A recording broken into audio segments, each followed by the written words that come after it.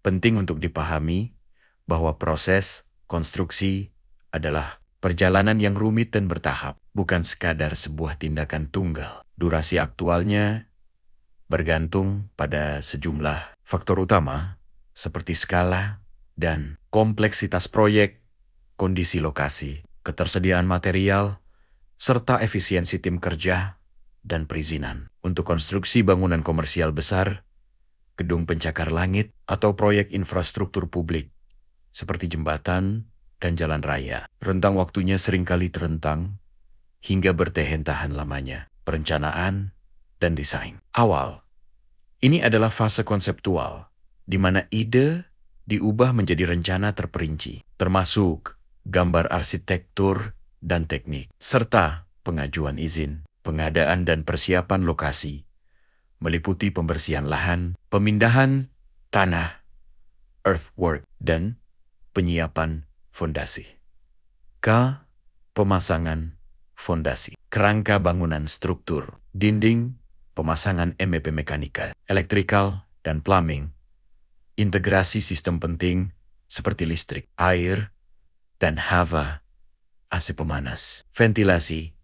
Meskipun memakan waktu, setiap langkah ini penting untuk memastikan hasil akhir yang aman, kokoh, dan sesuai dengan standar kualitas yang diharapkan.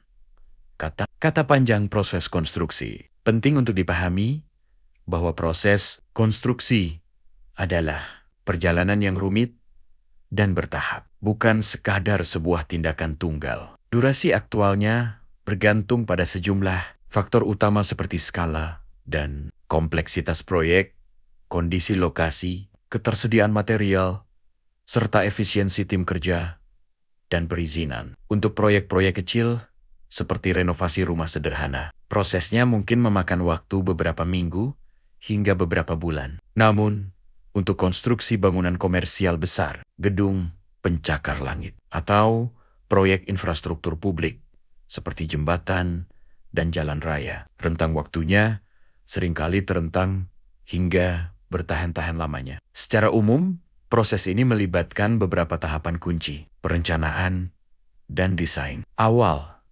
Ini adalah fase konseptual di mana ide diubah menjadi rencana terperinci, termasuk gambar arsitektur dan teknik, serta pengajuan izin, pengadaan dan persiapan lokasi, meliputi pembersihan lahan, pemindahan tanah earthwork, dan penyiapan fondasi, konstruksi struktur, pemasangan fondasi, kerangka bangunan struktur, dinding, dan atap sebelum proyek apapun dapat dimulai. Garis besar atau konsep dasar harus ditetapkan. Selama tahap perencanaan awal ini, studi kelayakan dapat dilakukan. Disinilah pengembang melihat kelayakan finansial dan permintaan di daerah untuk proyek mereka. Untuk proyek yang lebih kecil, kelayakan mungkin cukup informal. Untuk proyek yang lebih besar dan yang melibatkan departemen pemerintah, studi kelayakan formal mungkin diperlukan. Studi kelayakan formal